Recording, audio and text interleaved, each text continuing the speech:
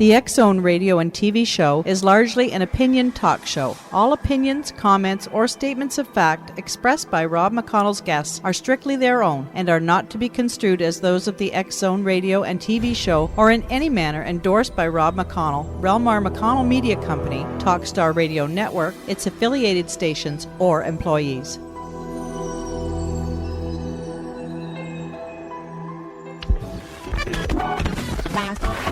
All Hit Radio.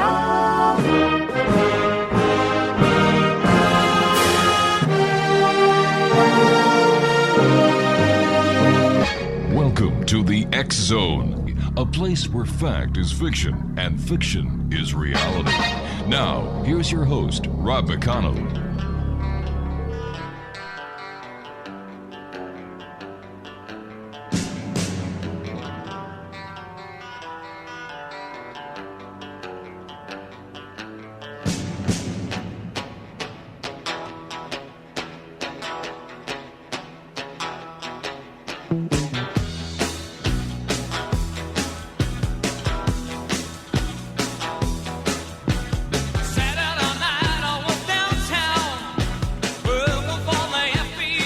And welcome back to the X Zone, everyone. My name is Rob McConnell, and we're coming to you from our studios in Hamilton, Ontario, Canada. Worldwide toll-free, 1-800-610-7035. Email xzone@xzoneradiotv.com, on MSN Messenger, xzoneradiotv@hotmail.com, and our website, www.xzoneradiotv.com.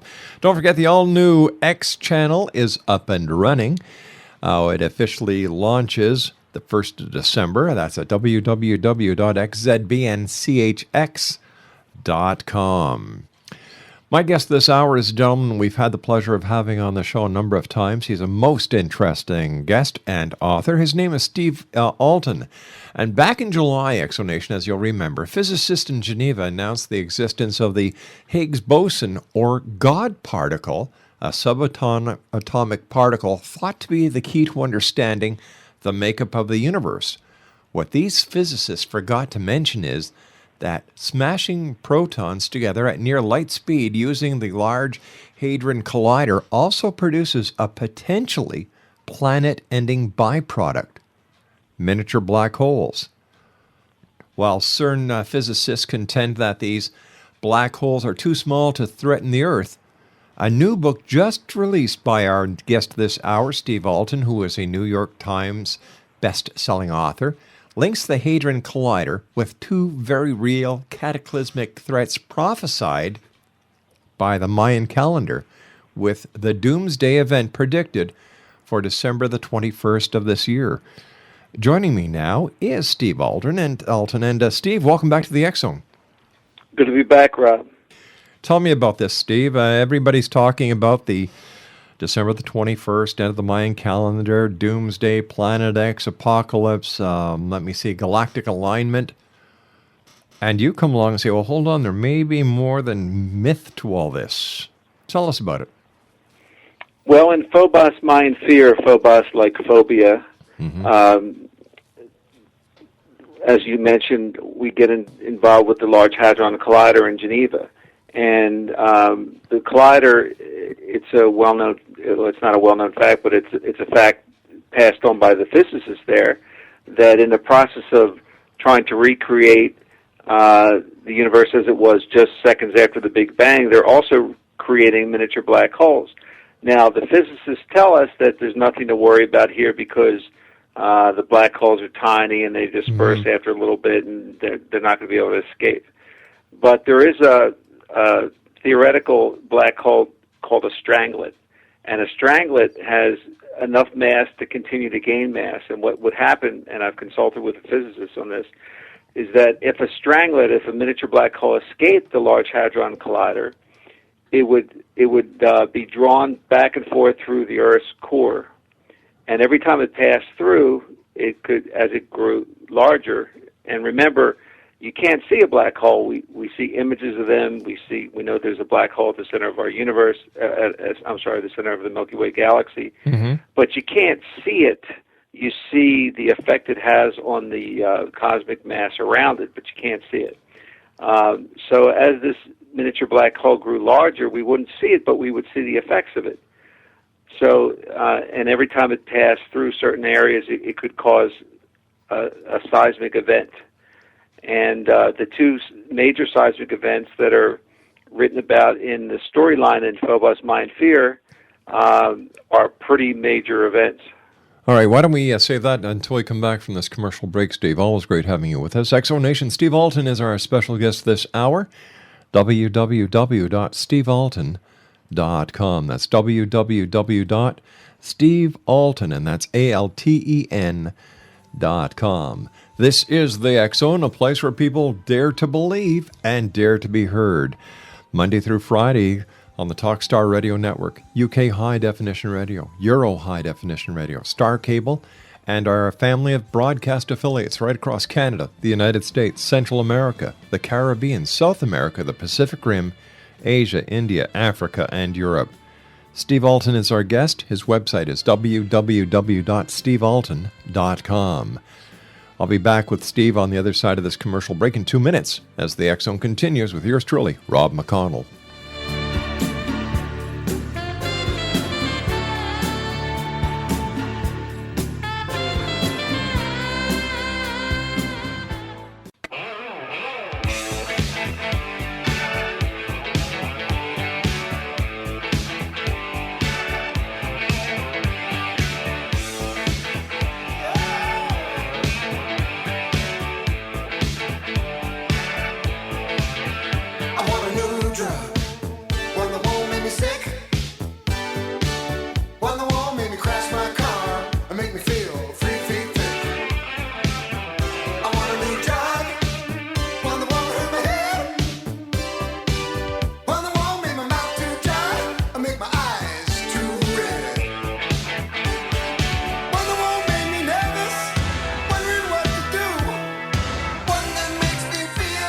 Exonation, December the 21st, 2012, according to many, is the day the Earth ends, the apocalypse, the end of the Mayan calendar.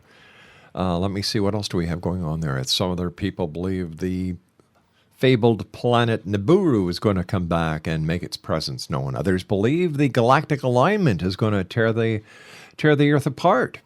What do you think is going to happen? It seems that the majority of people who at one time believed the end of the world was at hand based on the Mayan calendar are changing their mind now, especially since the Mayans have come out time and time and time again and said, well, listen, we never said it was going to be the end of the Earth. An end of a time, yes, but not the end of the Earth. But Steve, during the research that you did, is there a connection or a tie-in between the end of the Mayan calendar, the year 2012, and what could be happening with these small black holes?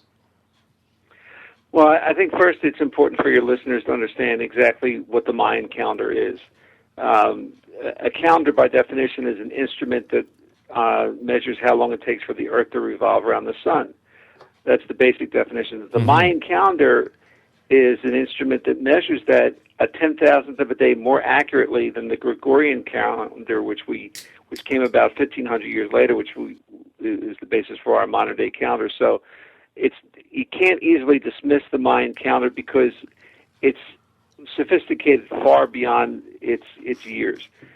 The second thing is that the calendar is made up of 20-year epochs called katumes, and each katum has its own prophecy, and its own repeating cycle. So a lot of these katumes have prophesied things that have come true, whether it was the assassination of Lincoln or Kennedy or 9/11 or World War II or whatever it might be. The katumes have given enough information a little bit more specifically than a Nostradamus prediction. The other thing is that the calendar itself is made up of three different calendars and one which sort of works like the gears of a clock. And so the clock itself, the calendar itself, is made up of 5 great cycles. Now, the last 4 cycles have ended in some type of cataclysm.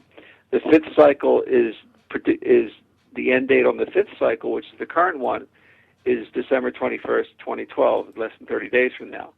So this is not something that's just come out of thin air. This is something that's been around for thousands of years that this calendar was going to end. But it's been around for thousands of years, but the hype hasn't, the hype only started about, 10 years ago? If not even that. Maybe with the 2012 movie, maybe with some other books that have come out, including My Domain series. Mm-hmm. But as we've gotten closer to the date, the hype has elevated. Well, do you think that something catastrophic is going to happen on December the 21st, 2012? I think that we have gotten into a dark period over the last 20 years, mm-hmm. that has cycled higher since 9/11. That is leading us down a path that's going to eventually take us to a fork in the road. Now, whether that fork in the road comes on December 21st, I don't know. But, when people ask me, and I get asked all the time, do you really think the world's going to end or humanity is going to end on the 21st of December? My response is, first of all, from a scientific standpoint, you have to realize that there have been major extinction events that have occurred on this planet over the last 4 billion years. Just because we haven't been witness to one doesn't mean that they don't happen. Mm-hmm. An asteroid strike happened 65 million years ago off the coast of what is now Chichen Itza, or off the Yucatan Peninsula where the Mayan homeland Chichen Itza is, and wiped out the dinosaurs. Now, if that asteroid had not hit our planet 65 million years ago, we wouldn't be around, because by destroying the dinosaurs, that asteroid paved the way for the ascension of primates and modern man. Right. So that was an extinction event. There have been others. 250 million years ago was the biggest one that hit in Antarctica, or what is now Antarctica, and it wiped out nearly 90% of every living species on the planet. So asteroids are one thing. Other things could be man-made events, a man-made virus that's unleashed that can wipe out civilization or humanity.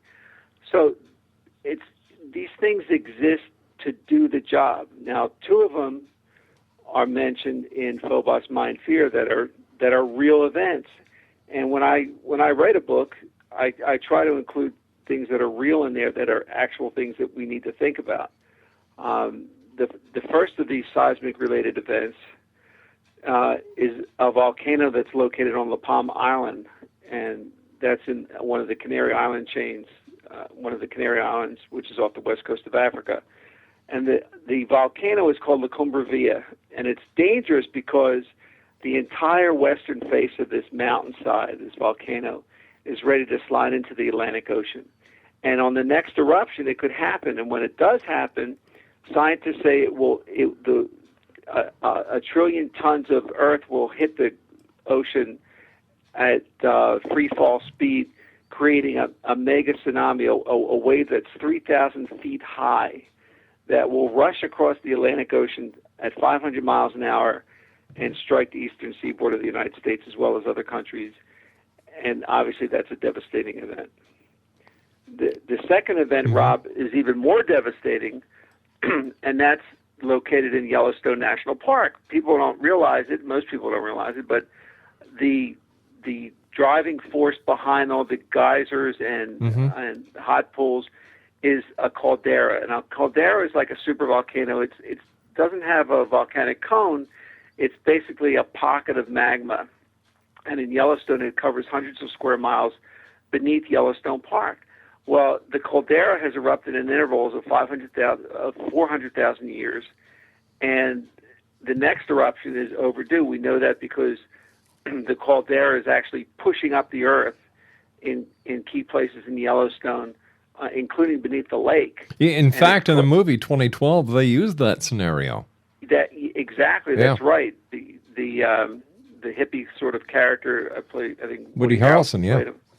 Was the caldera that erupted. And when the caldera erupts next, and it will, we just don't know when, besides the devastation that will cause in the immediate area, the real dangers that will unleash an ash cloud that has the equivalent ash cloud of 10,000 Mount St. Helens eruptions. And that much ash in the atmosphere will blot out the sun's rays and lead to an ice age. And that is a extinction event. Steve, how do we explain the fact that here we are talking about the Mayans, their calendar, it is so precise, and yet, according to today's standards, they were so primitive?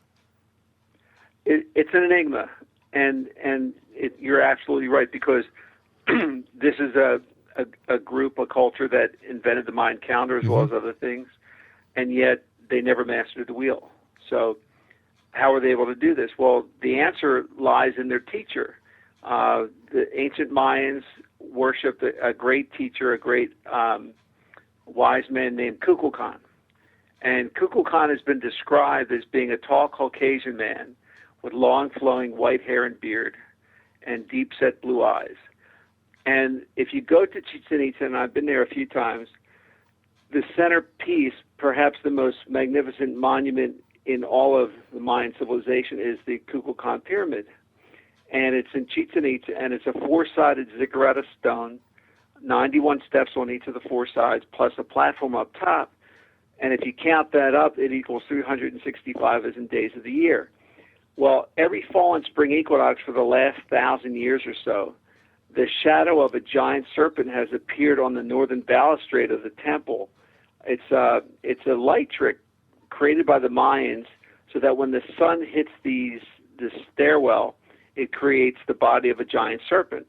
Well, that Kukulkan, first of all, just by demonstrating the ability to create something like that, we know how intelligent he was. But it wasn't left there as a tourist attraction, even though it attracts maybe 50,000, 100,000 tourists every equinox. It was left as an ancient warning. An ancient warning of what, Steve? Well, we don't know, because, it could be the Mayan calendar's doomsday prophecy. See, what happened is that, first of all, I described Kukulkan as a tall Caucasian. There were no white men in the Yucatan Peninsula 1,000 years ago. The first Caucasians didn't come over until 500 years later, when Cortez invaded the Yucatan Peninsula for Spain. And when he came over in 1519, and he was predicted to come over, by the way, by one of the Jaguar prophet Balaam. Balaam predicted a white man would come over with a new religion and create havoc.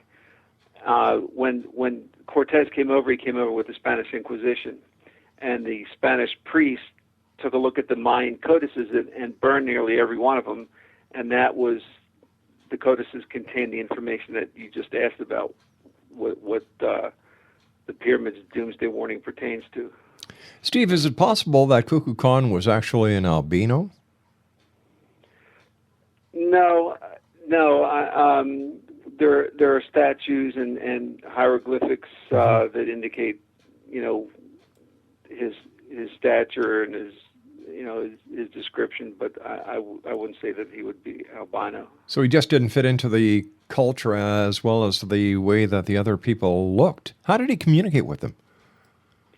Well, he spoke their language, but it was said that he came from the sea.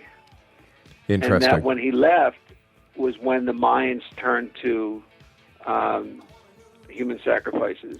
And just like the movie Apocalypse describes, they used to march people up to the top of the pyramid and spread them out over a stone idol called a chakmul, and basically plunge an obsidian dagger into their chest and take out the still beating heart and kick the body down the steps and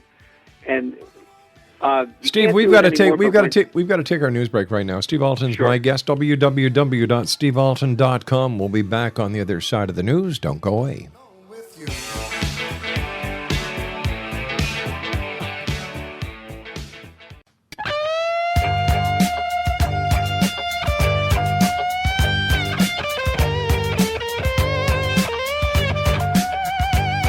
You're listening to the X-Zone Radio Show, live and around the world on the Talkstar Radio Network, X-Zone Broadcast Network, UK High Definition Radio, Euro High Definition Radio, and Star Cable. Our toll-free telephone number worldwide is 1-800-610-7035. Our email address, xzone@xzoneradiotv.com. On MSN Messenger, xzoneradiotv@hotmail.com, and our website, www.xzoneradiotv.com.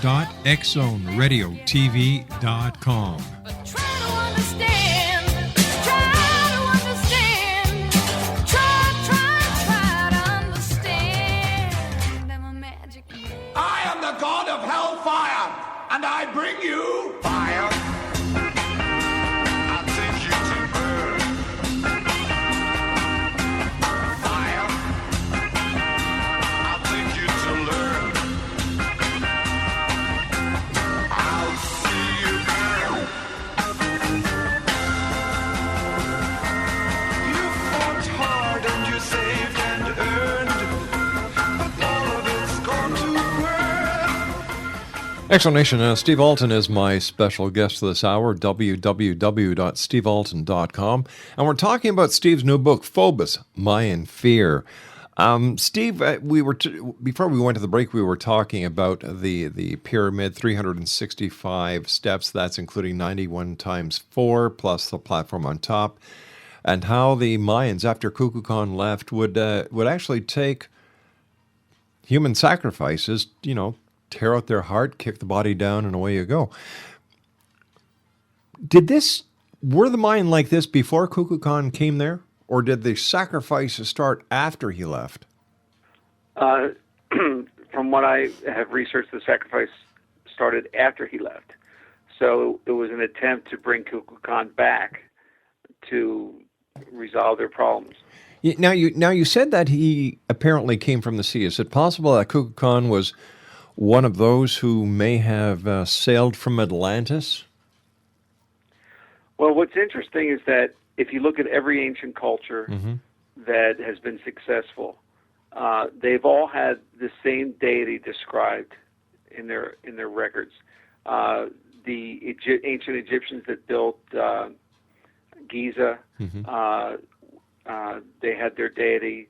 The Aztecs, the Inca had Viracocha. The Aztecs had Quetzalcoatl. And one of the things my domain series has put together is that, like you said, not from Atlantis necessarily, but who were these guys? Where did they come up with their scientific background? Yeah. I'm sorry. No, I said I agree. Yeah, and the solution, which was the main character in the storyline, Julius Gabriel, who's an archaeologist, came up with, was that these guys were extraterrestrials, that they had come back to our planet to warn us about the cataclysm to come on December 21st, 2012. How is it then that the Mayans were able to successfully predict the date of December the 21st, 2012, which they are saying, or some Mayans do, because I went down to the Mayan myself, and I couldn't find one Mayan who even agreed closely with the aspect of anything negative happening on December the 21st, 2012, which I was glad to hear. But and their knowledge where they could actually predict December the 21st, 2012, way back when, as the date of the galactic alignment. Well, I've been down there and I've talked to some of the Mayans too, and what's sad is that this culture that had been, ruled the entire area for hundreds of years has now been relegated to driving taxis and selling souvenirs. And well, not unlike the North American Indians. Exactly, and unlike it would sort of, asking a Mayan today about the Mayan calendar, it would be the equivalent of asking me, a Jew, about what happened on Mount Sinai with the Israelites. Yeah, but I'm not talking about the Mayan on the street. I'm talking about the Mayans that are archaeologists, that are professors, and that are part of the established government. Well, I've talked to. I haven't talked to a Mayan archaeologist, to be honest, but I've talked to Mexican archaeologists that have all sorts of varied opinions. Yeah. Of course, I'm speaking as a fictional author, Sure. so I make my living out of taking information like this and spinning it into something that's fun to read and something that's alarming as well. Yes, but what I've learned over the years doing this show, that many authors write fiction in order to get a point across, because if you put Absolutely. it's an easier read for somebody, and it adds a little bit of intrigue into the very same message that they'd given a novel. 100% correct. Absolutely. In every novel that I've written pertaining to the Mayan calendar, there's a purpose to it. In PHOBOS, Mayan Fear, the purpose is to get across that there's these two ticking time bombs of nature, and more important, that we're doing things that we shouldn't be doing in Geneva. That this $10 billion science experiment that smashes protons together at near light speed to recreate the elements that led to the Big Bang is dangerous. Why is it necessary? A great question. It's not necessary. The information that we garner from this is not going to put a new breakfast juice on the table. It's not going to create a new computer. It's not going to increase our lifespan. It's not going to feed the hungry. It's not going to create jobs. It seems as if they're spinning a PR yarn in order to hide, in my opinion, the real purpose. Well, and the real purpose, in your opinion, would be what? Because in my opinion, it's ego. Well, that too. I agree. Yeah. And it's Nobel Prize, or it's getting a bunch of prizes like the Nobel Prize or something for proving that this Higgs boson exists. Well, so what if it does? Exactly. Big deal. You're risking the planet to try to prove a point and win a bunch of awards. When you're creating a miniature black hole and you don't know, because it's never been done before, what's going to happen, that's a dangerous situation. And the fact is that seismic events have increased dramatically over the last 5-6 years, which was about the time when the Large Hadron Collider came online. And they've had problems with this machine that they had to shut it down as well. There are those who are going to say, Steve, and I've heard this argument as well, and I'm sure you have, well, nothing's happened up till now, so what are the chances that anything wrong or negative will happen? Well, in my book, and to quote one of the characters in PHOBOS, Mayan Fear, there's two things that you don't do with an atom. You don't split it, and you don't collide it. You don't smash it. We know what happens when you split it. You create a nuclear reaction. Yes. And if you collide it, you create miniature black holes. And you're dealing with humans.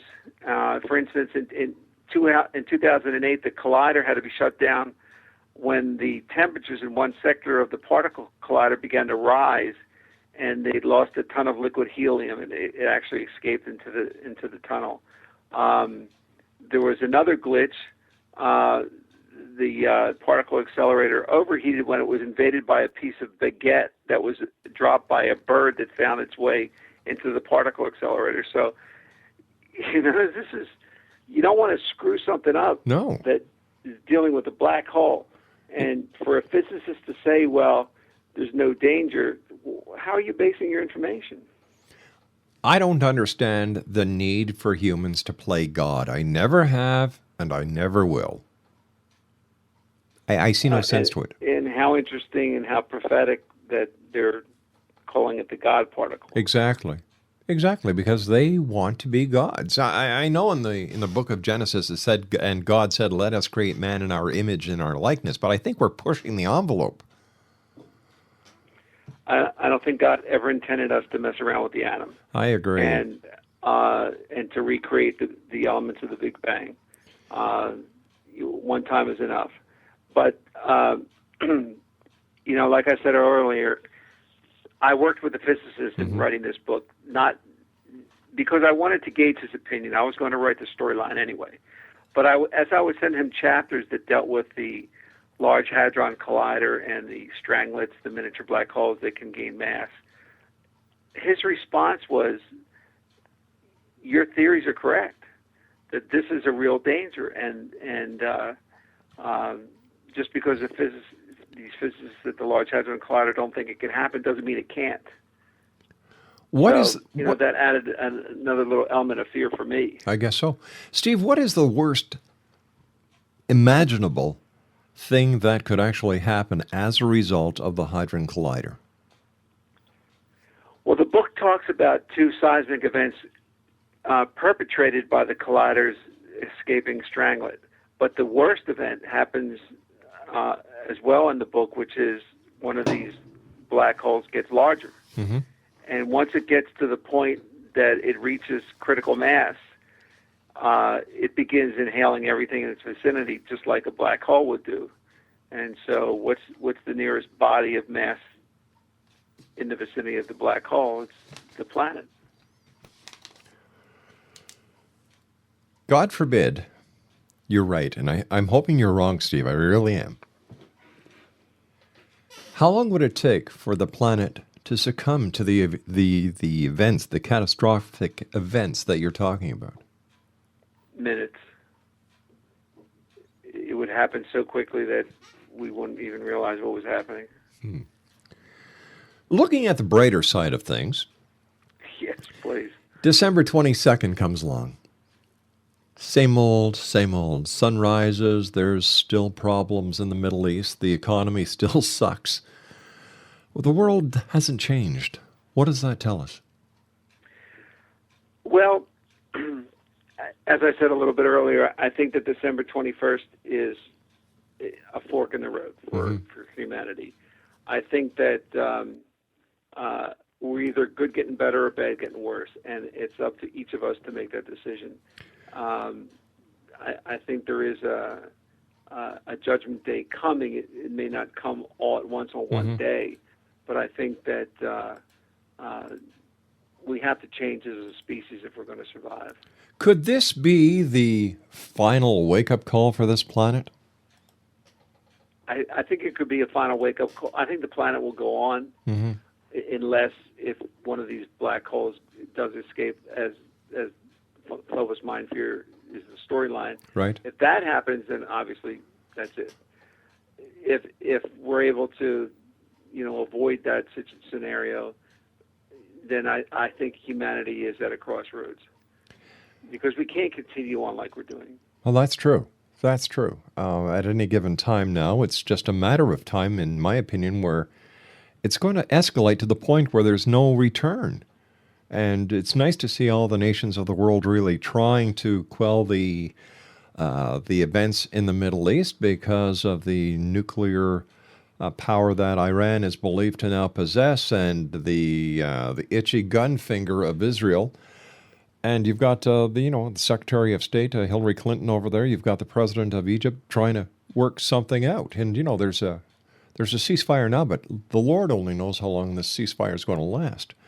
So how do we take a constructive way of taking your book and the dangers or the prophecies that lie within the pages of your book and turn the warning into action? You mentioned the Middle East. I don't even think the real danger is coming from the Middle East. I think the real danger is coming from greed. You look at the situation, which I've written about before, with these genetically modified foods. Oh, gosh, yeah. You have Monsanto that is basically dictating to the world that farmers are going to buy their seeds. And why? Because their seeds have been genetically modified to handle their own pesticide, Roundup. And so these things are getting into our food. And what's disturbing is that the food secretary right now, the food czar, is a former Monsanto executive. So it's so pervasive in our culture and so accepted that unless the people revolt against this stuff, and in order to revolt, you have to know about it, and that's where books come into play. it's not going to stop. Wasn't Donald Rumsfeld part of the Monsanto group at one time? Yes, Yeah. yes, he was. With aspartame, yeah. And what happened was that's a whole new story, but it comes down to greed again. And basically, when Reagan got in office, he replaced the FDA head so that he put in somebody who was friendly to Monsanto, so Monsanto could get exactly what it wanted. Unreal. Steve, stand by. You and I have to take our final break. As always, great having you with us, and congratulations on yet another super book. Exo Nation, my guest this hour is a good friend of the Exxon. Steve Alten is his name. His new book, PHOBOS, Mayan Fear. His website is www.stevealten.com. That's www.stevealten.com. And speaking about December the 1st, 2012, we are going to be live on air for that 24-hour period. We have reports coming in from the Orient. We have reports coming in from the United Kingdoms, reports coming in from Egypt. We have reports coming in from across Canada, the United States. We also have reports coming in from Australia. It's going to be a very interesting night. I'm looking forward to speaking to everybody on the 25th hour. I'll be back on the other side of this commercial break as the Exxon continues with my very special guest this hour, Steve Alten. www.stevealten.com. We'll both be back on the other side of this break. Don't go away.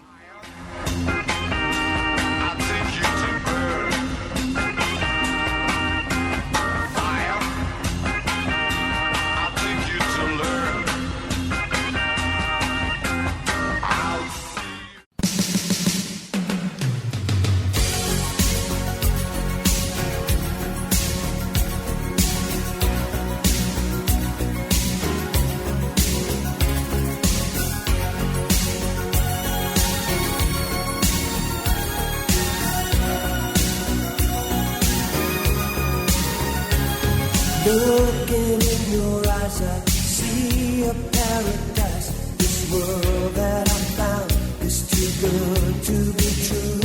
Standing here beside you, want so much to give you this love in my heart that I'm feeling for you. Let them say we're crazy. I don't care about that. Welcome back, everyone. Steve Alten is my special guest. We're talking to Steve about his new book. It's entitled PHOBOS, Mayan Fear. His website is www.stevealten.com. First of all, Steve, as always, great pleasure having you with us. Congratulations on yet another bestseller. What's in store for Steve Alten? That's if we all survive past December the 21st. My 12th book, The Omega Project, debuts in hardback in May or June of 2013, assuming all goes well, and it's a very fun sci-fi story. It takes place after the Great Die-Off, which occurs in the 2020s as a result of the end of oil, and takes place afterward. And the bottom line is that we have to get to Europa to get our new fuel source for fusion, and as a prelude to going out there, the hero of the story is cryogenically frozen for 30 days along with his crew, and when he wakes up, 12 million years have passed. Wow. Can't wait to read that one, Steve. Listen, Steve, before we go, I'd like to give you a hypothetical situation. You have been elected by the people of planet Earth to be the new leader. What would be your first order of business? My first order of business would be to cancel all genetically modified foods. I'd say that would be number one. Yeah, what scares me about genetically modified food, Steve, is that it hasn't been around that long enough to know what the long-term effects are going to be. Well, they actually do know. There have been studies that have been done, but the studies are being shut down. Scientists and professors and researchers are finding themselves up against, when they try to to get the truth out, they're losing their jobs because Monsanto has so much money and they donate so much money to universities that when Monsanto executive says to a major university, hey, we want this professor shut down or you lose your, $10 million endowment grant money, endowment, the professor's gone. Jeez. And so it's scare tactics, and scientists have stood up to them and lost their jobs and been discredited. And the discredit machine is, it's powerful. It's, you put out a paper and you've got 50 people voicing their disagreement with it that are all set up by Monsanto. Steve, the time has come for us to say so long for now. Again, congratulations on another great book. I look forward to speaking to you again in the future, Steve. And your book, is that available in brick and mortar stores as well as online? Yes, absolutely. Excellent. Steve Alten has been our guest this hour. Thanks, Steve. Take care of yourself. And we hope to see you, after the end of the Mayan calendar. Take care, my good friend. Thank you, Rob. Bye-bye, sir. Exonation, Steve Alten, what a guy, a great author, and his books, well, once you start reading them, you can't put them down, and Christmas is right around the corner. This would be a super Christmas gift, Exonation. www.stevealten.com, and I'll be back on the other side of this commercial break with the news at 6.5 minutes past the top of the hour as the X Zone continues, here from our studios in Hamilton, Ontario, Canada.